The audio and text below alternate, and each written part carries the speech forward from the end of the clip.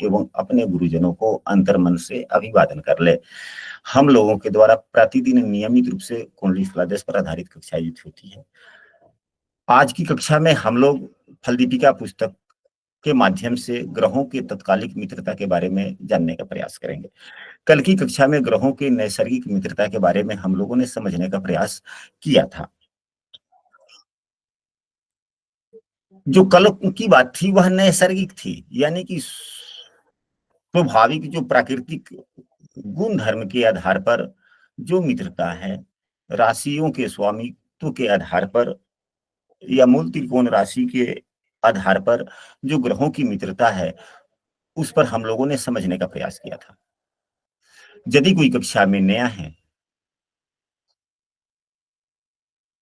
94 7 28 78 9 81, यदि कोई कक्षा में नया है और हमारे प्रतिदिन की कक्षा में शामिल होना चाहते हैं तो स्क्रीन पर दिख रहे नंबर पर व्हाट्सएप पर कक्षा में कंटिन्यू हो सकते हैं, या इस वीडियो के डिस्क्रिप्शन में हमने अपने व्हाट्सएप समूह का लिंक दे दिया, वहां से भी आप शामिल हो सकते हैं।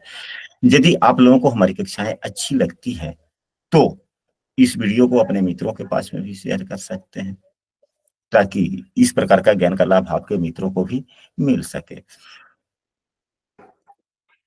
अब हम लोग 43वें पृष्ठ के यहाँ तक हम लोगों ने पढ़ा था कि यह नैसर्गिक मैत्री चक्र है, अर्थात स्वभाव से कौन ग्रह किसका मित्र होता है और कौन किसका शत्रु इत्यादि। अब आगे के श्लोक में यह बतावेंगे कि किसी जन्म कुंडली में कोई दो ग्रह आपस में मित्र है या शत्रु, यह कैसे देखना है। यह क्या कह रहा है वाक्य?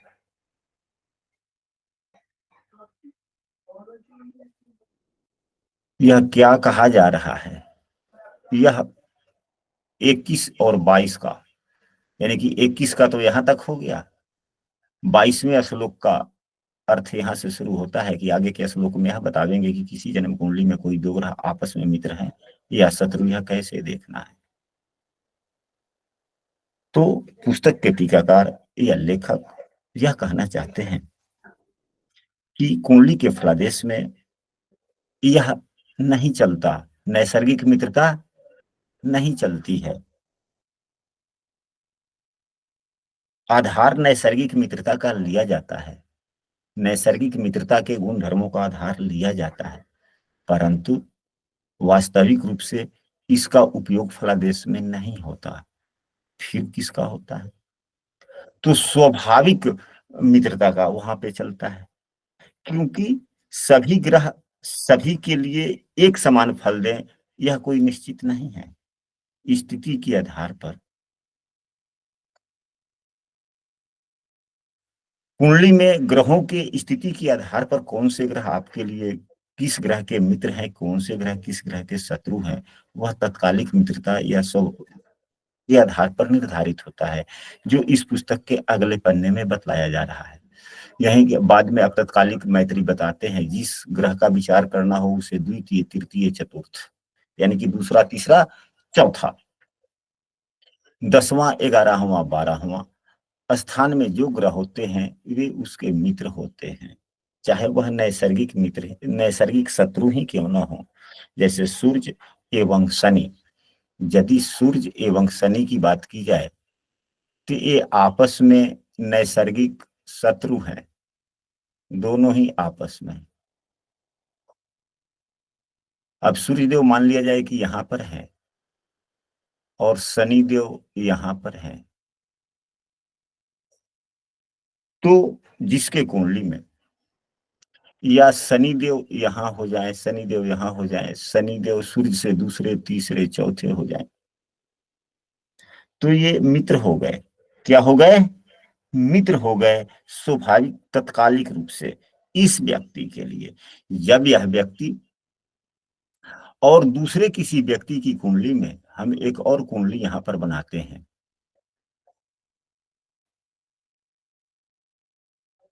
सूर्यदेव यहीं पे है और शनिदेव यहाँ है, अब दोनों में अंतर हो गया, दोनों के फलादेश में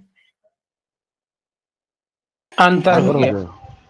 अब सूर्य के कारकत्व तो ढेर सारे हैं, किसी भी एक कारकत्व का सहारा ले लिया जाए। अब मान लिया जाए कि सूर्यदेव सरकारी नौकरी के कारक हैं, नौकरी दिलाते हैं, पद प्रतिष्ठा के कारक हैं, उन्नति समृद्धि के भी कारक कह सकते हैं, यानी कि जितनी अच्छाइयां चीजें सभी चीज के कारक है, देव गुरु बृहस्पति भी, लेकिन सामान्यतः नौकरी के कारक कहे जाते हैं। अब जिसके शनि, और शनिदेव क्या है, कर्म के कारक हैं, शनिदेव कर्म के कारक हैं, हालांकि दुखों के भी कारक हैं, कर्म के भी कारक हैं। शनिदेव वक्त के पाबंदी के कारक हैं, शनिदेव वक्त के पाबंदी के भी कारक है। अब यहाँ पे सूर्यदेव जो तत्कालिक मित्रता बनी, यह व्यक्ति जब नौकरी के लिए अपनी तैयारियां करेगा तो तैयारी करने में जिज्ञासा भी होगी, तैयारी करने में जिज्ञासा भी बनेगी, एवं समय के अनुसार वक्त के पाबंदी के साथ तैयारी भी करने का प्रयास करेगा, जिससे नौकरी मिलने में और संभावनाएं बढ़ गया। और यहां पर देखा जाए सूर्य एवं शनि नैसर्गिक शत्रु हैं, हालांकि शत्रु तो यहां भी है नैसर्गिक, लेकिन तत्कालिक मित्रता हो जाने से कुछ शत्रुता के गुण कम हो जाते हैं। तो जितना ही शत्रुता वाली गुण कम हो गया उतना तो फायदा हो गया आपको। अब यहाँ पे तत्कालिक मित्र भी नहीं है, ये यहाँ हो जाए, यहाँ हो जाए, यहाँ हो जाए, यहाँ हो जाए, या यहाँ हो जाए, तो तत्कालिक शत्रु हो गए। तो व्यक्ति जब भी नौकरी के लिए जब तैयारी करेगा तो काम करने में मन ही नहीं लगेगा, पढ़ने में उतना मन नहीं लगेगा, वक्त की पाबंदी नहीं होगी, टाइम टेबल टूटता छूटता रहेगा, यानी कि शनिदेव से शत्रुता हो गया नौकरी के अधिष्ठाता ग्रह के साथ में। तो नौकरी से संबंधित यदि कोई कार्य करेगा तो क्या उसके कार्य में मन लगेगा? नहीं लगेगा, आदि शत्रु हो जाएंगे। अति शत्रु हो गए। तो जो बातें यहाँ पर बतलाई गई पिछले पृष्ठ पर, पृष्ठ संख्या 43 पर, कि किसी जन्म कुंडली में कोई दो ग्रह आपस में मित्र है या शत्रु, यह कैसे देखना है, तो इस प्रकार से हम लोग देख सकते हैं, उपयोग कर सकते हैं। और तत्कालिक मित्रता कैसे बने, यहाँ पर आप लोग यहाँ पर जो आगे जो बताया जा रहा है उसको नोट कर ले नोटबुक पर, या वैसे भी याद रहेगा। दूसरा, तीसरा, चौथा, 10वां, 11वां एवं 12वें स्थान में जो ग्रह होते हैं वे तत्कालिक मित्र होते हैं, तथा विचारणीय ग्रह से जो प्रथम, यानी कि उसी के साथ में, प्रथम का मतलब कि उसके साथ युति में हो, या 5वें, 6ठे, 7वें, 8वें, 9वें घर में होता है, वह उसका शत्रु होता है। यह दो प्रकार की मैत्री देखने के बाद यह नतीजा निकालना चाहिए, और परिणामतः वे मित्र हुए, सम हुए या शत्रु हुए, फिर उसके अनुसार से विचार करना चाहिए।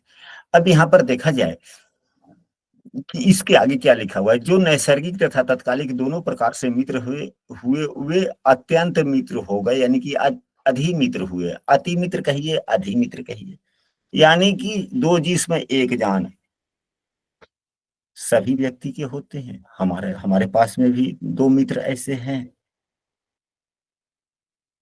जो अति मित्र वाले हैं। हम ग्रह की कुंडली की, ग्रह की बात मैं नहीं कर रहा, व्यक्ति विशेष पर भी मैं कह रहा हूं।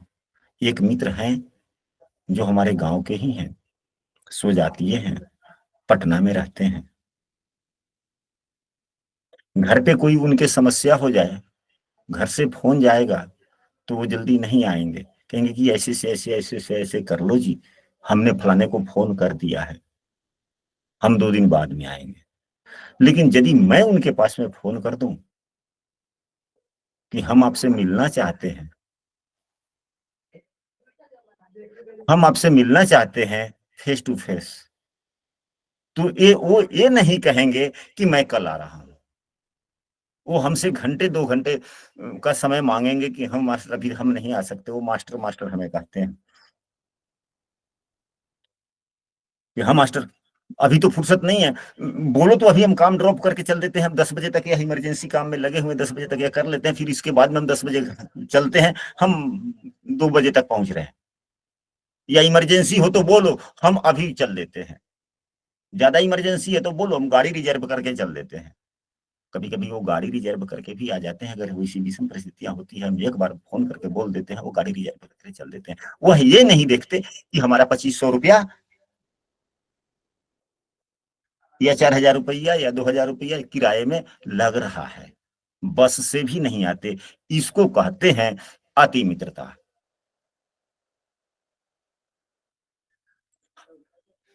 यहाँ कक्षा में सुनील शर्मा जी उपस्थित हैं, और भी लोग हैं, हमें याद नहीं है, लेकिन सुनील शर्मा जी के बारे में याद है। एक रोज बात थी ऐसी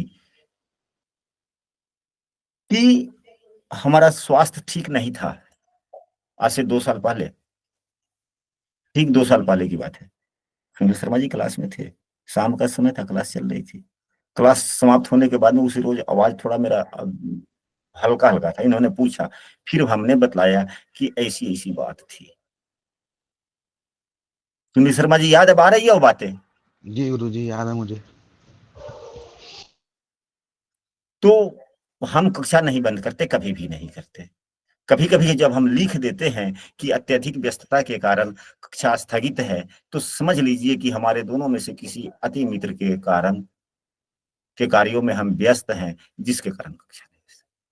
तो इसको कहते हैं अति मित्र, कि मित्र के मदद करने के लिए अपने भी थोड़े नुकसान हो जाए, लेकिन वह करे, वह अति मित्र हो गया। जो दोनों प्रकार से शत्रु हुए, उसे अत्यंत शत्रु कहेंगे।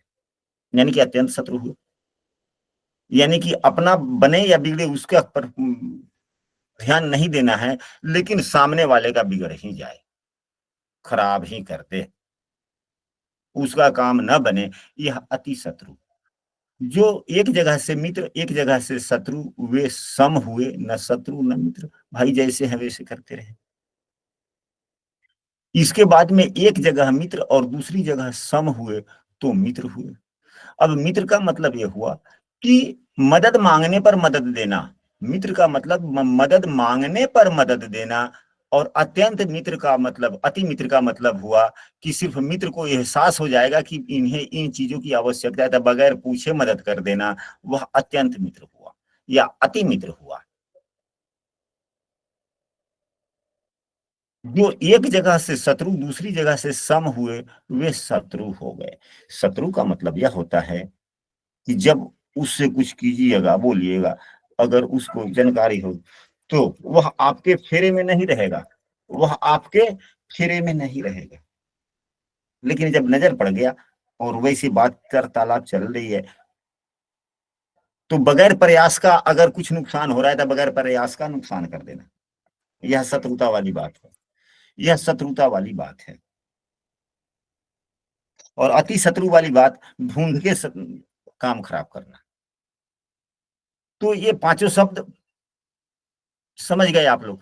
इसी को क्या कहते हैं, ये जो 5 प्रकार से नैसर्गिक मित्रता एवं तत्कालिक मित्रता, जो कुंडली में जो ग्रहों की स्थिति होती है उसके हिसाब से जो तत्कालिक मित्रता बनी, इन दोनों को मिलाकर जो मित्रता एवं शत्रुता बनती है, उसके यहाँ पर जो 5 नियम जो बतलाए गए हैं, इसी 5 नियम को दूसरे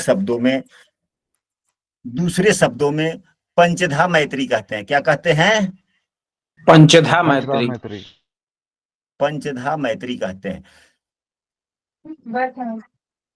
यहाँ पर देखा जाए कि और क्या लिखा गया है। हम लोग इसे कुंडली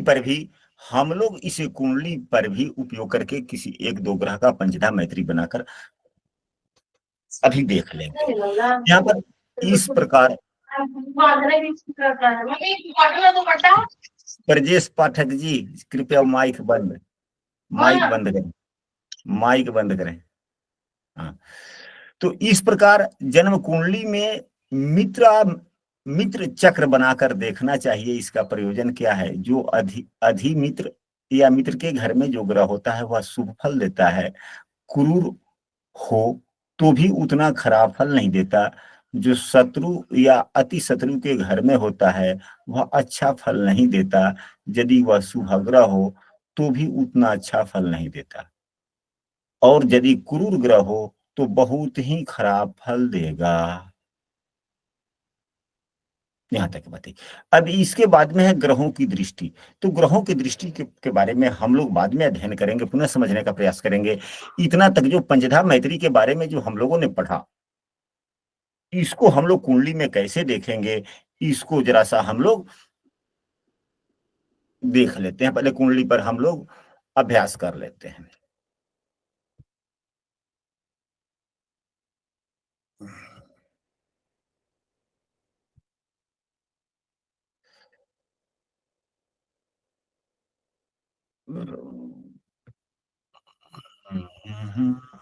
मंगलम भगवान विष्णु मंगलम गरुड़ध्वज मंगलम पौंडरीकाक्ष मंगलाय तनोहरे सर्वमंगल मांगल्ये।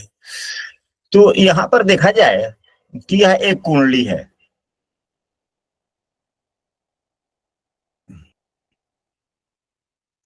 अभी तक हम लोगों ने जो पढ़ा, अभी तक हम लोगों ने जो पढ़ा, उसके आधार पर ग्रहों की पंचधा मैत्री कैसे बनाए, फलादेश में हम लोग कैसे उपयोग करें, हम लोग इस कुंडली के सहारे समझने का प्रयास करते हैं।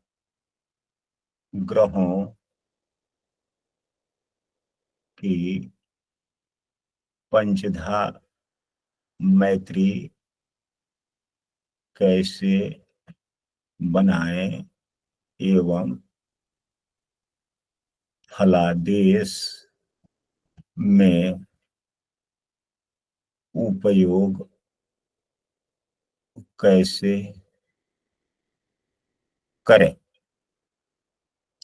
अब यहां पर आप ही लोगों में से बोले किस ग्रह की पंचधा मैत्री बनाई जाए।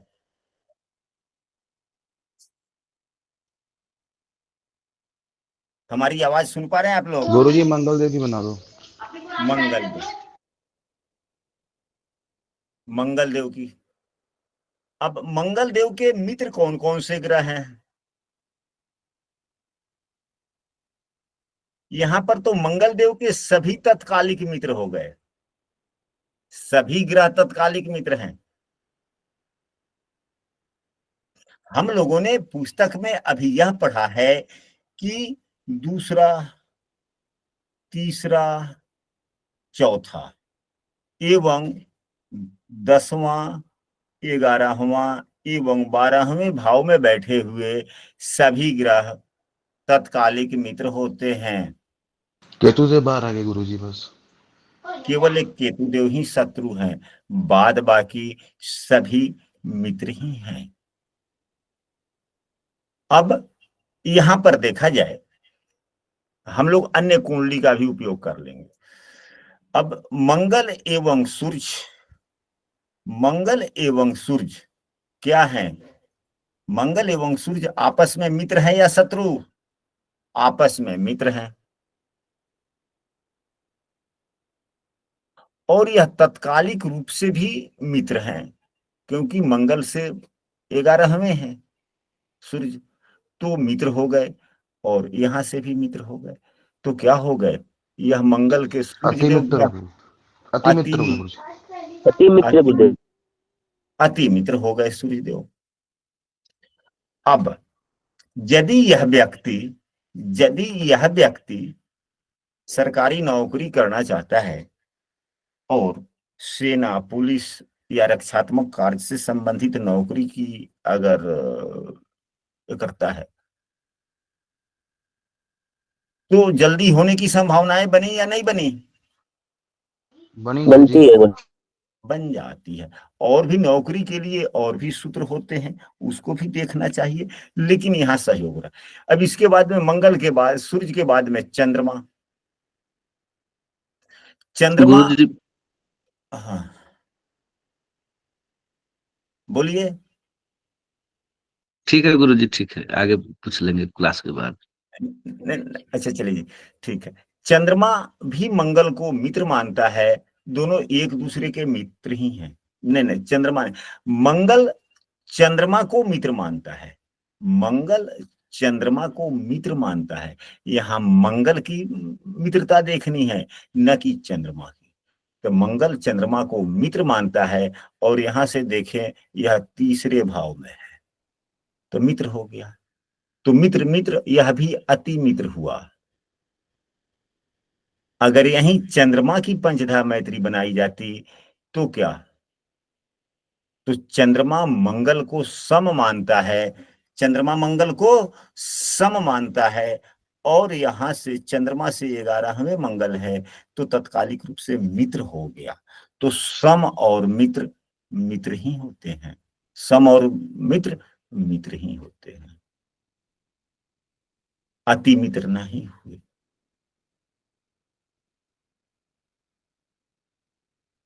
अब सूर्य चंद्रमा हो गया, मंगल स्वयं है ही, इसके बाद में बुध देव को देखा जाए तो मंगल एवं बुध, मंगल बुध को शत्रु मानता है, मंगल बुध को नैसर्गिक रूप से शत्रु मानता है।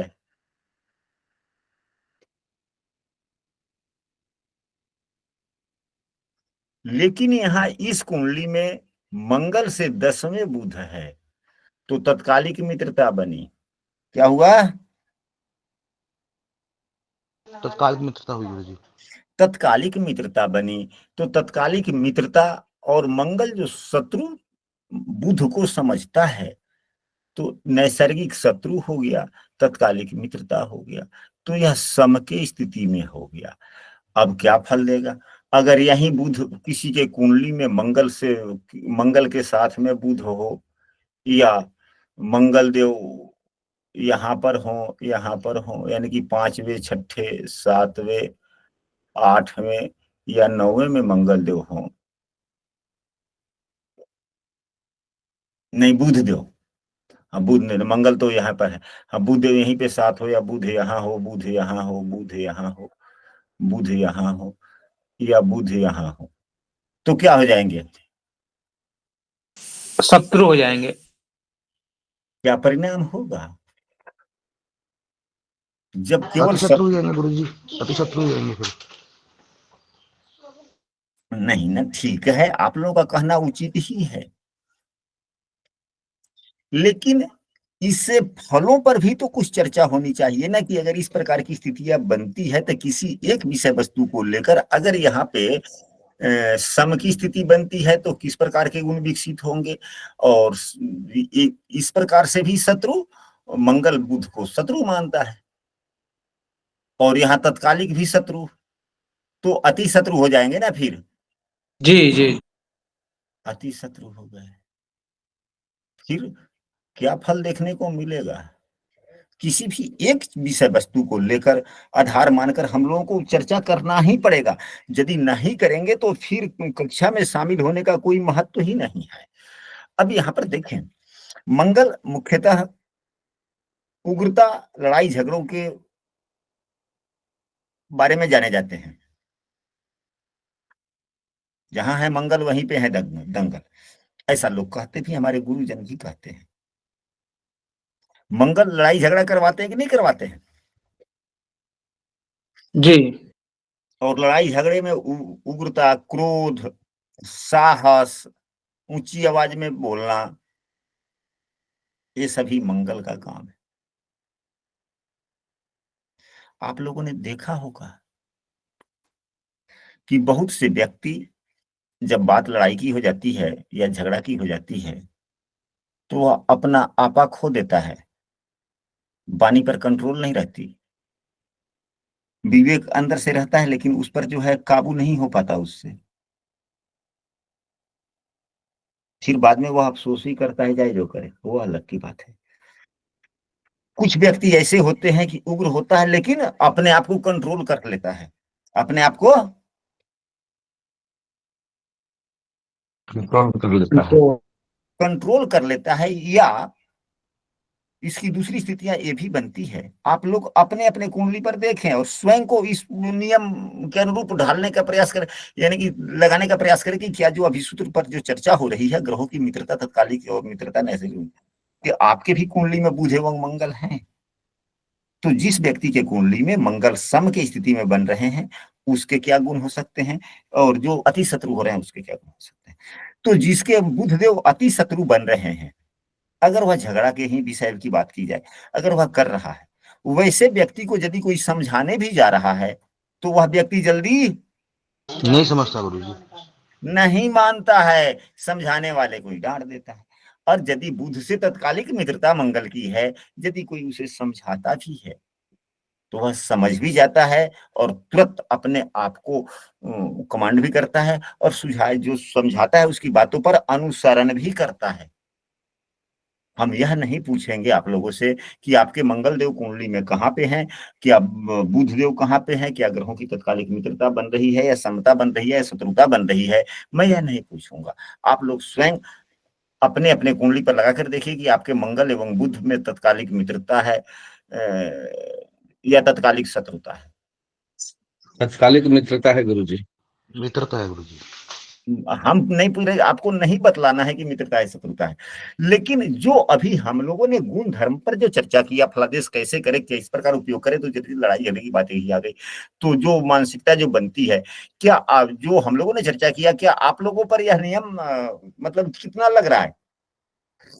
सही लग रहा है गुरुजी। तो इससे हम लोगों को समझना चाहिए, इसलिए आवश्यक है जो नियम हमारे कुंडली पे लगते हैं वही नियम तो अन्य व्यक्तियों की भी कुंडली पे लगेंगे। इसलिए हम सबों को जब भी लग्न कुंडली का फलादेश करें पंचधाम मैत्री के अनुसार करें। अब इसके बाद में देवगुरु बृहस्पति, तो देवगुरु बृहस्पति क्या है? मंगल देव देवगुरु बृहस्पति को क्या मानते हैं? मित्र मानते हैं। यहां पर तो ये सम हो गए। गुरुदेव क्या है? तो यह सम की स्थिति में है नैसर्गिक रूप से, नहीं नैसर्गिक रूप से मित्र होते हैं मंगल के, और यह तत्कालिक भी मित्र हैं। तो यह अति मित्र हो गए।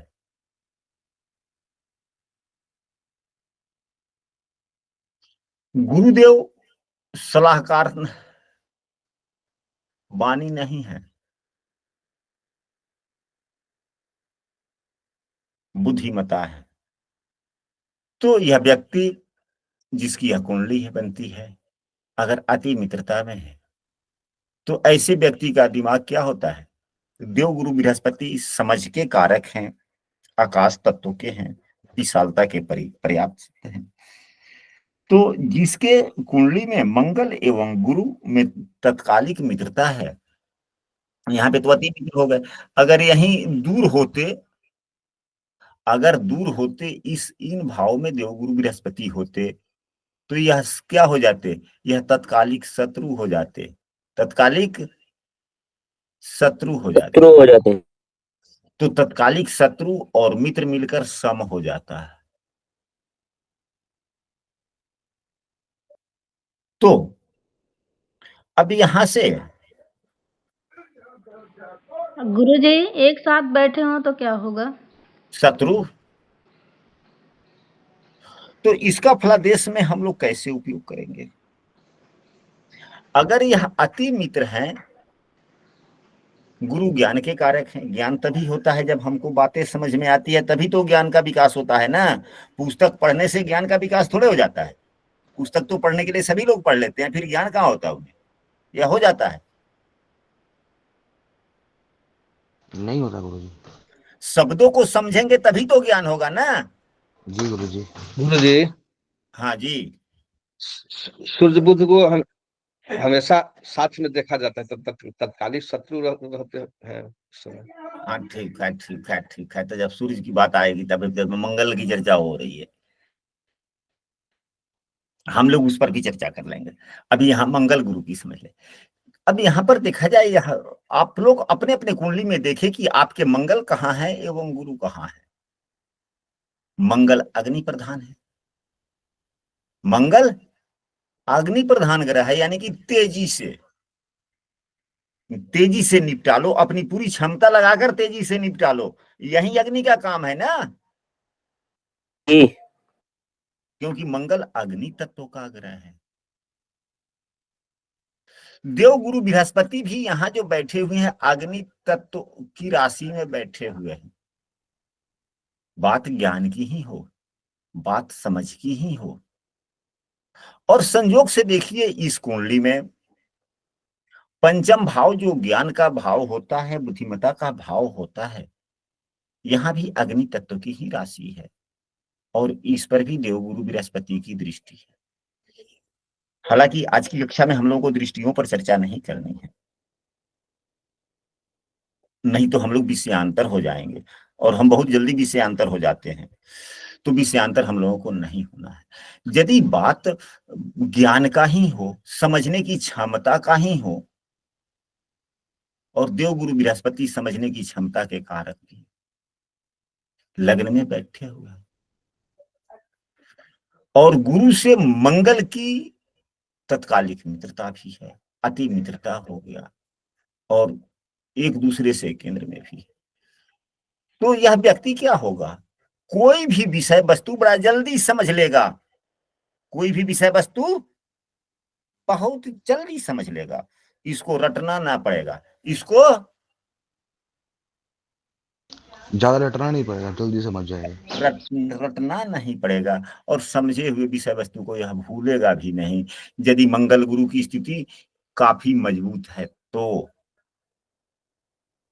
खराब ना हो तो, कमजोर ना हो तो, निर्बली ना हो तो, पाप प्रभावित ना हो तो, यानी कि 5 प्रकार के जो ग्रहों के दोष पाए जाते हैं उन दोषों में से नहीं हो तो व्यक्ति शार्प माइंडेड।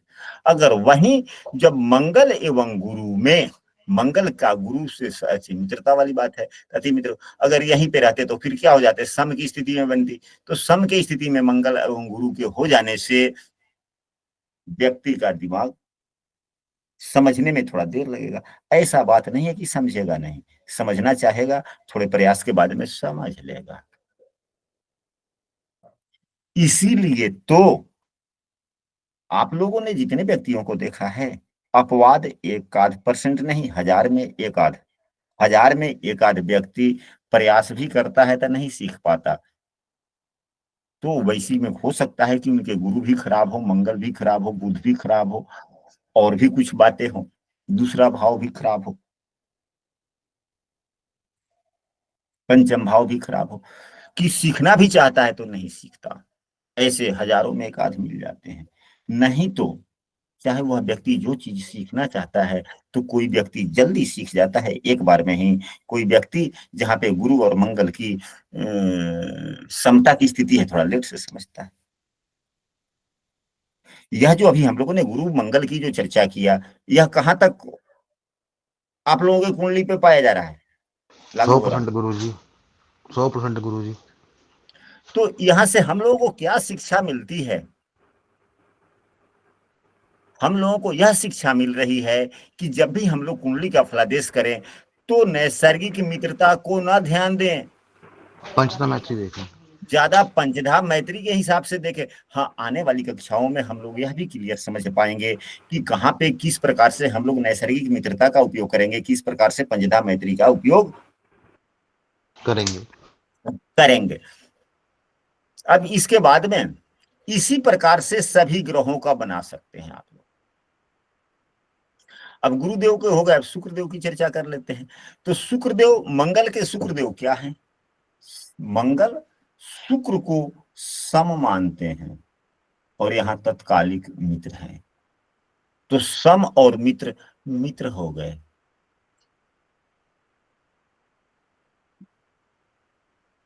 क्या फलादेश हो सकता है?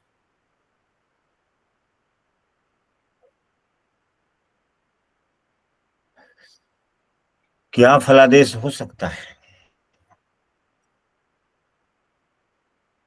मंगल शुक्र को किस प्रकार से मदद करेगा?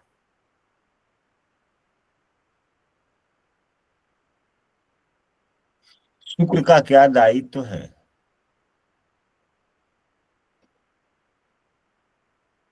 या शुक्र मंगल को क्या मदद करेगा?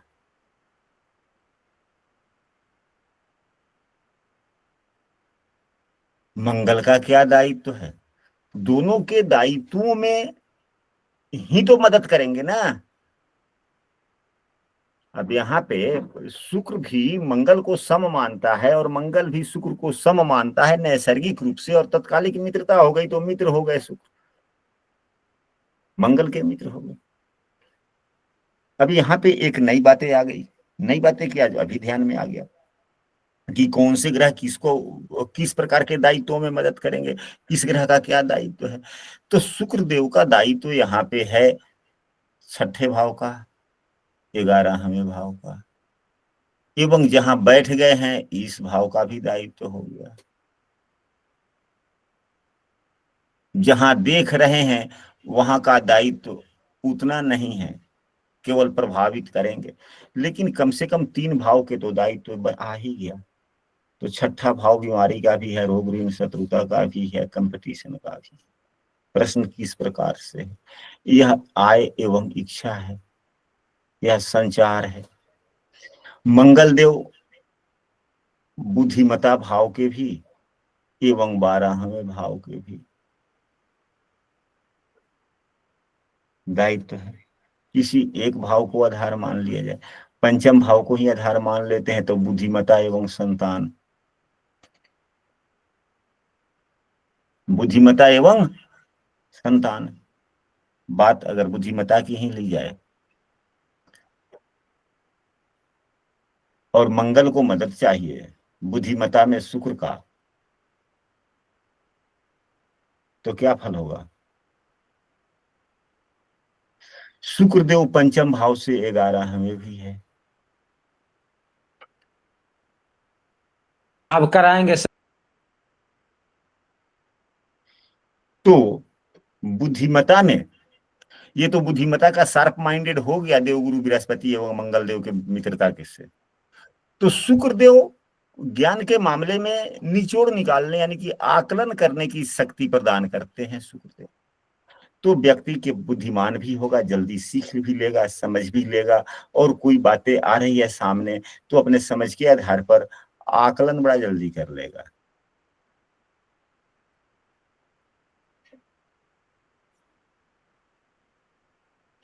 अब आते हैं शनि देव की। तो शनि मंगल को, मंगल शनि को क्या मानते हैं? मंगल शनि को सम मानते हैं, और यहाँ पे तत्कालिक मित्रता है, तो ये मित्र हो गए।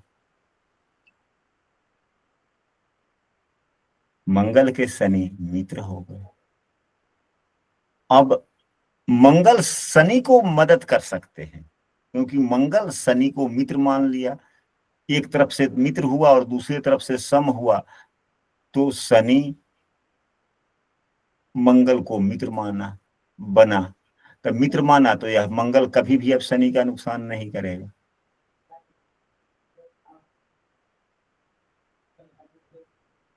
शनिदेव कहाँ कहाँ के स्वामी है, इनका दायित्व तो क्या है? तो यहाँ पर भी है, छठे भाव में पर भी शनिदेव का प्रभाव है, यहाँ पे बैठे हुए हैं तो इसका भी दायित्व हो गया। दूसरे भाव धन भाव के भी स्वामी है, संचार भाव के भी स्वामी, तो इनमें मंगल मदद करेगा जब भी गोचर के कारण दृष्टि युति बनती है। तो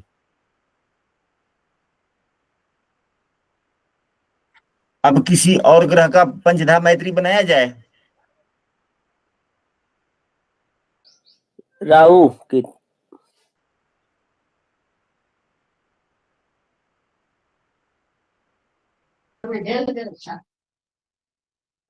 जरा सा बोर्ड साफ कर लेते हैं।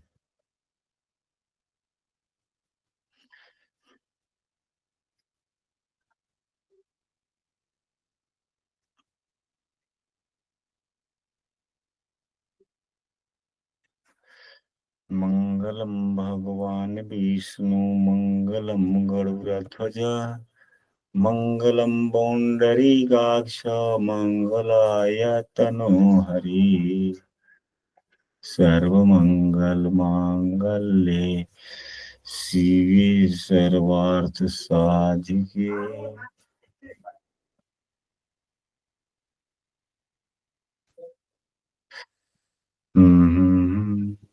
रविरोत्र पितामह विष्णुनुतं चंदन कुमकुम पंकयुतं मुनिवृंद गजेन्द्र समानयतम्।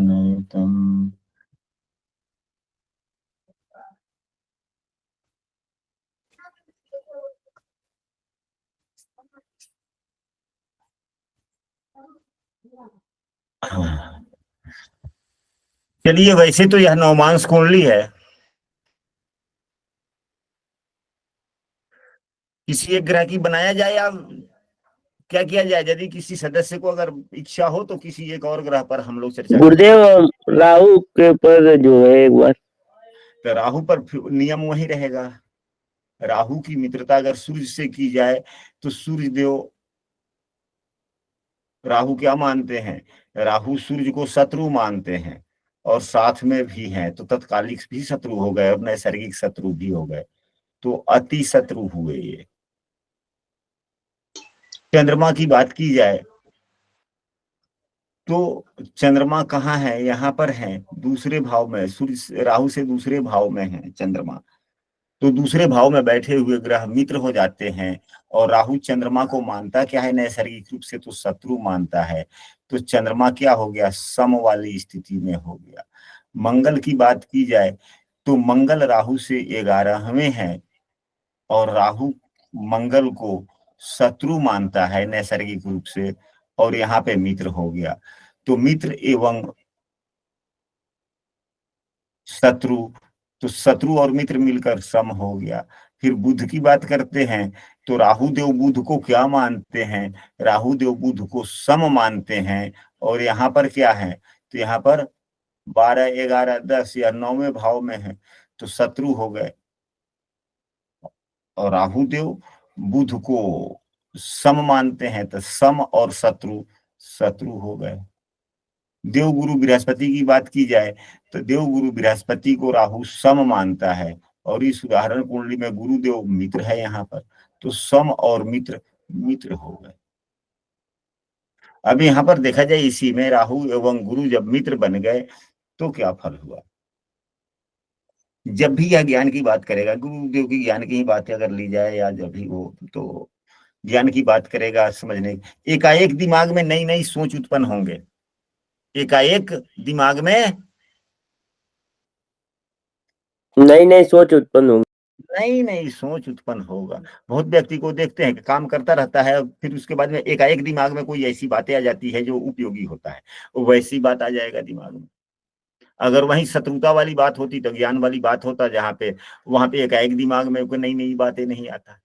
शुक्र की बात करते हैं अब, तो राहु एवं शुक्र आपस में मित्र होते हैं। और यहाँ पर देखा जाए शुक्र क्या है? राहु से 12वें हैं, तो अति मित्र हो गए। अब शुक्र की जितने कारकत्वों वाली बात है, वहां से अगर फलादेश किया जाए तो उन चीज में ज्यादा दिमाग जल्दी चलेगा, ज्यादा नया नया सोच उत्पन्न होगा शुक्र के कारकत्वों में। शनि की बात की जाए तो शनि यहाँ पर कहाँ पर है? तो राहु से 11वें हैं, और शनि एवं राहु दोनों आपस में मित्र हैं, तो भी यह अति मित्र ही हो गए। केतु की बात की जाए तो केतु एवं राहु सदैव तत्कालिक रूप से शत्रु ही रहते हैं, और नैसर्गिक रूप से भी शत्रु हैं, इसलिए अति शत्रु हो गए। तो आशा करते हैं कि ग्रहों की मित्रता एवं शत्रुता पर आधारित आज की कक्षा आप लोगों को अच्छा लगा होगा एवं पूर्ण रूप से समझ में भी आया होगा। यदि किसी सदस्य को आज की बातें पूरी समझ में नहीं आई हो तो वह वीडियो के कमेंट में भी लिख सकते हैं, सुझाव भी दे सकते हैं। यह कक्षा है, हम लोग जब भी संचालन करते हैं तो कभी कभी हो सकता है शब्दों में त्रुटियां भी आ जाए, तो अपने विचार आप लिख सकते हैं समूह में भी या वीडियो के कमेंट में भी।